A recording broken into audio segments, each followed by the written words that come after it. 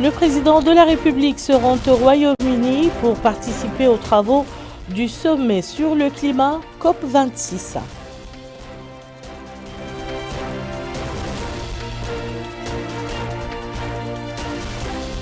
La ministre du Commerce participe par visioconférence à une réunion des ministres arabes du commerce.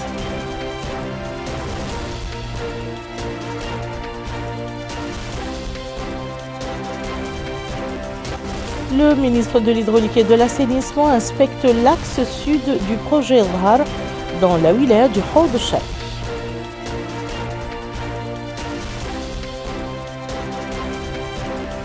Madame, monsieur, bonsoir et bienvenue dans le journal. Pour se prémunir contre la Covid-19, faites-vous vacciner et appliquez les mesures barrières.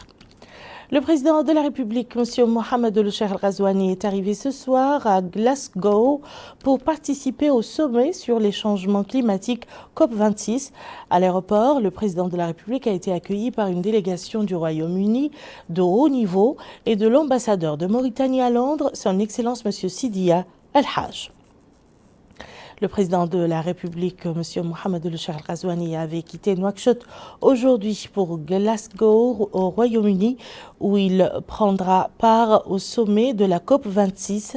Le président de la République a été salué à son départ de l'aéroport international de Nouakchott-Oumoutounsi par le Premier ministre, M. Mohamed El-Bilal, le ministre secrétaire général de la présidence de la République, des membres du gouvernement, la directrice adjointe de cabinet du président de la République, le wali de Nouakchott-Ouest et la vice-présidente du conseil régional de Nouakchott.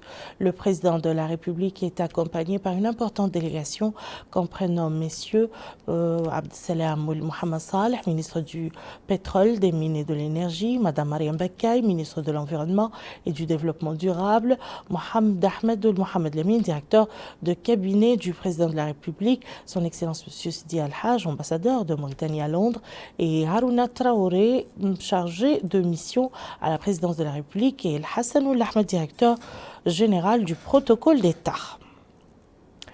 Je vous le disais en titre, la ministre du Commerce, de l'Industrie, de l'Artisanat et du Tourisme a participé aujourd'hui par visioconférence à la réunion des ministres arabes du commerce qui se tient au Royaume d'Arabie Saoudite.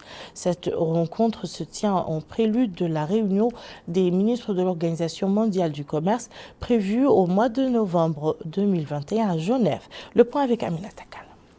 La ministre du Commerce, de l'Industrie, de l'Artisanat et du Tourisme, Naha Bint Hamdi Ould Moknès, a participé aujourd'hui à travers la technique de la vidéoconférence à une réunion des ministres arabes du commerce organisée par le Royaume d'Arabie Saoudite. Une rencontre qui intervient en marge des préparatifs de la réunion ministérielle qui se tiendra fin novembre à Genève. Dans un discours prononcé pour la circonstance, la ministre a affirmé que notre pays, membre fondateur de l'Organisation mondiale du commerce, a suivi la voie de la libéralisation du commerce mondial et mis en place un système commercial multilatéral, indiquant que la Mauritanie est attachée à tous les principes et objectifs contenus dans l'accord de Marrakech et les décisions et déclarations ultérieures, y compris le programme de Doha pour le développement. Ajoutons que le gouvernement a pris les décisions courageuse en vue d'une libéralisation complète des échanges commerciaux et d'une participation active à l'Organisation de libre-échange continentale africaine. Elle poursuit en indiquant que notre pays a commencé à consacrer des efforts à la relance de l'économie conformément aux politiques mises en place par le président de la République Mohamed El-Cheikh Al-Ghazouani.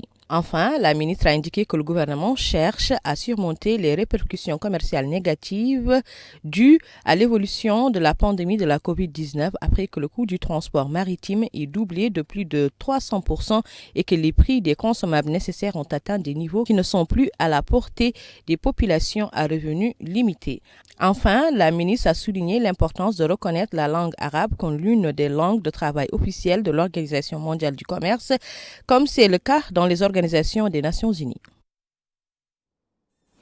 Le ministre de l'Équipement et des Transports effectue depuis hier une visite d'information sur l'état d'avancement des travaux de rénovation et de construction le long de l'axe Alleg-Boutilmit-Nouakchott. Une visite qui s'inscrit dans le cadre du suivi des travaux des projets visés par le plan d'action du département dans les domaines de l'équipement et des transports. Mohamed El-Khattat. Poursuivant sa visite d'information et d'inspection des travaux de réhabilitation, d'extension et de construction de la route de l'Espoir, notamment la route Alec Boutilimit qui relie Boutilimit à Ejouer et Boutilimit à Nouakchott, le ministre de l'Équipement et des Transports, M.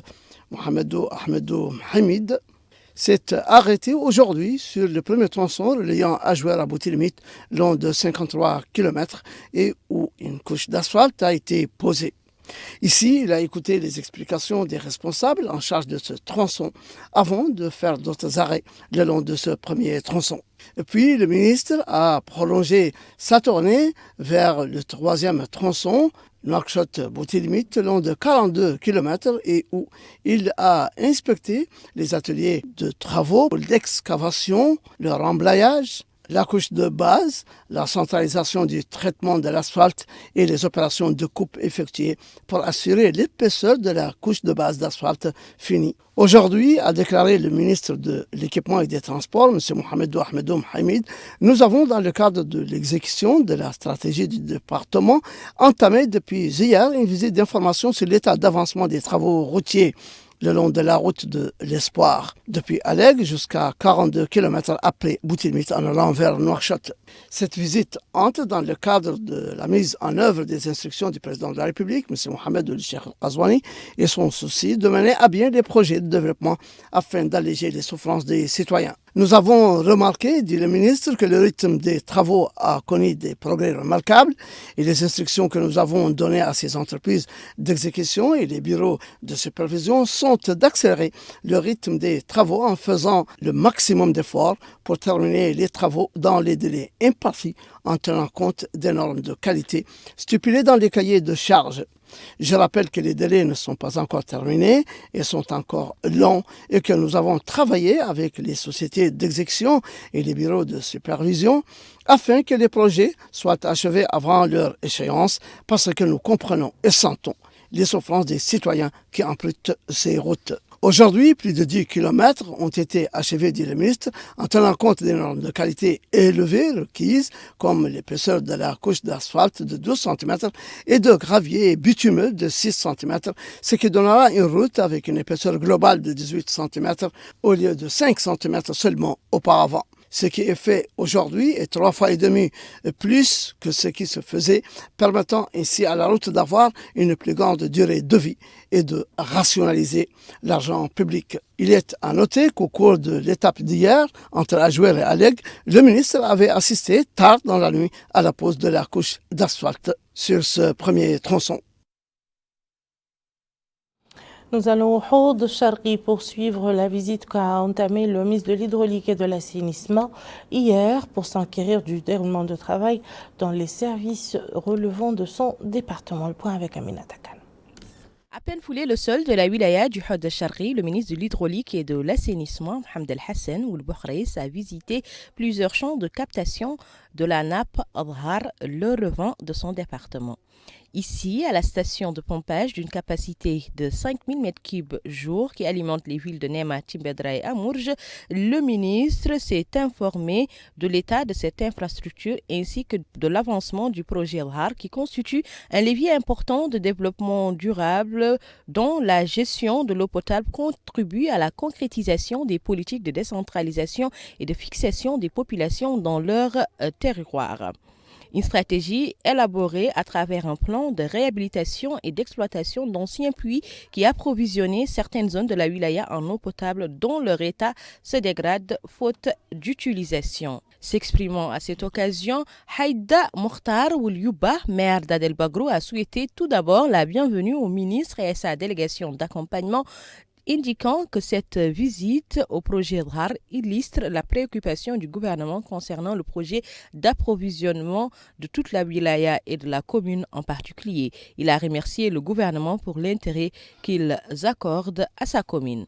Ensuite, le maire d'Amourj, Ali Ould Ahmed, s'est longuement apaisanti sur le problème d'approvisionnement de la localité en eau potable, affirmant que le projet Adhar a mis fin à leurs souffrances. Il a remercié au nom des habitants les autorités compétentes.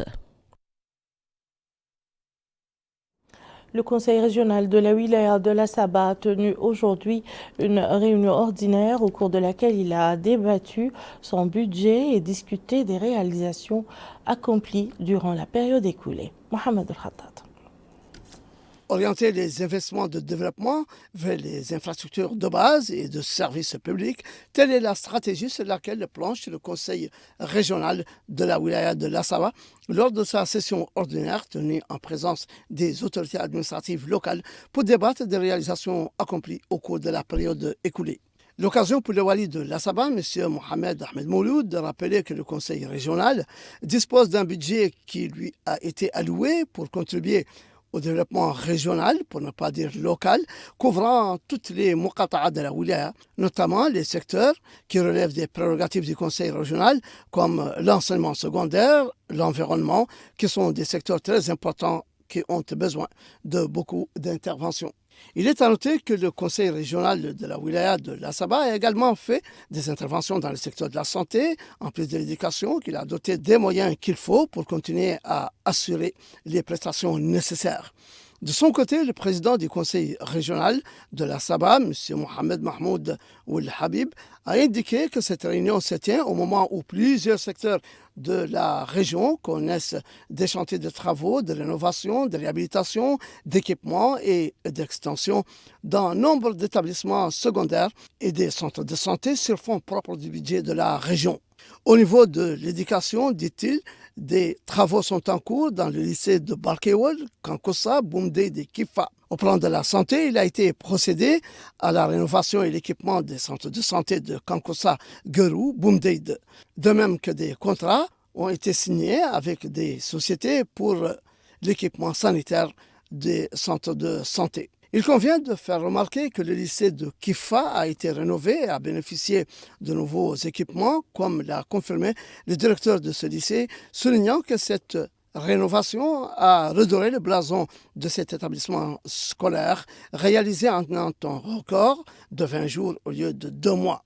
C'est dire que le Conseil régional de la Sabah travaille en collaboration avec les autorités administratives et les acteurs pour un réel décollage du développement local. Et à présent, nous allons suivre les échos du stand de Mauritania à l'exposition internationale Expo Dubaï 2020, où de nombreux visiteurs du pavillon se multiplient durant le week-end. Les visiteurs de différentes nationalités et intérêts découvrent le riche potentiel culturel, scientifique et touristique que regorge notre pays et les opportunités d'investissement dans divers domaines économiques. Ils reçoivent sur place des réponses de la part des responsables de l'exposition sur les questions qu'ils soulèvent concernant les coutumes et les traditions, les divers aspects de la vie sociale et culturelle et les zones et destinations touristiques les plus importantes du pays. De nombreux visiteurs émiratiers étrangers du pavillon mauritanien à l'Expo Dubaï ainsi que des Mauritaniens ont exprimé leur admiration pour le contenu du pavillon ainsi que pour la diversité et la richesse qu'il reflète. Joël et Béatrice, nous sommes venus spécialement de France pour l'exposition universelle. On voulait visiter le pavillon de la Mauritanie.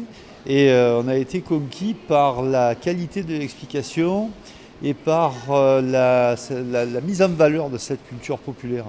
Vous avez raison de montrer ça pour donner envie aux gens de voir des choses authentiques. Et vous avez des véritables merveilles. L'œil, les bateaux de pêche, la pêche aux poulpes, et puis les merveilles historiques. Donc bravo. Vraiment bravo, ça donne envie de venir visiter votre beau pays.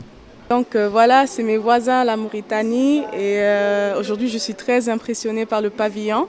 Je vois plein de cultures, beaucoup de beauté, couleurs et ça fait vraiment plaisir de voir mes voisins avec un si beau pavillon. Je vous conseille vraiment de venir visiter. Vraiment, vous ne regretterez pas. Merci. Et mon nom c'est Assakouma du Mali. Bonjour, je m'appelle Oudé Jamé, je viens de Paris, donc de la France. Je suis venue en vacances à Dubaï avec mes amis. Aujourd'hui, on est venu un peu regarder vos stands. On a été accueillis par les Mauritaniens, qui est un très joli pays, un accueil magnifique. Donc on a été reçus par du thé de chez vous, bien chaud, vraiment. Mon ami a acheté un bijou en argent magnifique, vraiment original, qui ne change pas de couleur en plus. Et je souhaite plein de choses pour ce pays qui est en développement. Les jeunes d'aujourd'hui, investissez dans vos pays parce qu'il ne faut pas oublier d'où on vient. Voilà, c'est très important. Dans notre capitale économique, Nouadhibou, le stade municipal a abrité hier soir la cérémonie de remise des diplômes à des femmes travaillant dans la pêche artisanale. Cette cérémonie vise à présenter le rôle important des femmes dans le domaine de la pêche maritime et la nécessité de leur faciliter l'exercice de cette activité. Mamadou Kaye. La journée d'épanouissement des actrices de la pêche artisanale à Nouadhibou a vécu. Cette journée dédiée aux femmes vendeuses de poissons frais, transformatrices de poissons et autres pratiquants des métiers connexes à la pêche artisanale a vu la participation de plus de 600 femmes qui ont eu l'occasion de partager leur expérience et proposer des solutions aux contraintes de l'épanouissement de la femme de Nouadhibou qui exerce dans le domaine de la pêche artisanale. Une dizaine de femmes ont présenté durant cette journée leur expérience et leur parcours en guise d'exemple et de motivation pour encourager les actrices de la pêche artisanale à avancer et surtout de concrétiser le concept de l'avenir du féminin. C'est d'ailleurs la quintessence même du discours prononcé par la directrice régionale de la condition féminine qui a indiqué que cette journée doit marquer les esprits, faciliter les outils pour améliorer les différents métiers et surtout de les donner un lieu sécurisé d'échange et de partage d'expériences porteur de bien-être. La coordinatrice du projet Promo Pêche Haïtide, Madame Giama Arroyo Pérez, se félicitait de cette mobilisation qui prouve le dynamisme des femmes du secteur de la pêche artisanale et du désir d'améliorer leurs conditions de vie. Et je sais que la pêche est un secteur très important et que tous les maisons de ces chaînes sont très importants. Du pêcheur qui sort en mer pour chasser les poissons jusqu'à les personnes dédiées à la transformation et la vente des poissons. Tous sont aussi importants pour obtenir un poisson frais et de qualité qui va nourrir nos familles et en nous donnant de nutriments essentiels et qui nous apportera une forme de vie honnête, décente et rémunérée. Plusieurs participants ont reconnu les bienfaits de cette coopération qui lie l'Union européenne, la coopération espagnole, objectif qui repose sur la promotion des opportunités économiques et d'emploi dans la zone de la wilaya de Dakhlet Nouadhibou. À présent, la situation épidémiologique du pays relative au Covid-19 qui a été caractérisée ces dernières 24 heures par 45 nouveaux cas de contamination, 42 guérisons et malheureusement 2 décès. Ces résultats portent le cumul à 37 320 cas de contamination, dont 35 949 guérisons et 797 décès. Avant de refermer ce journal, je vous rappelle, n'oubliez pas de vous protéger du Covid-19 en vous faisant vacciner et en observant les mesures barrières. Je vous en rappelle les principales informations. Le président de la République se rend au Royaume-Uni pour participer aux travaux du sommet sur le climat COP26.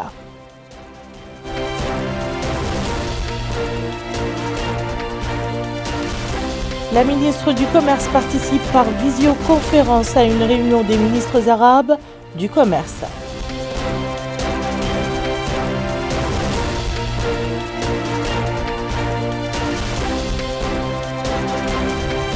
Le ministre de l'Hydraulique et de l'Assainissement inspecte l'axe sud du projet Dhar dans la wilaya du Haut de Charq.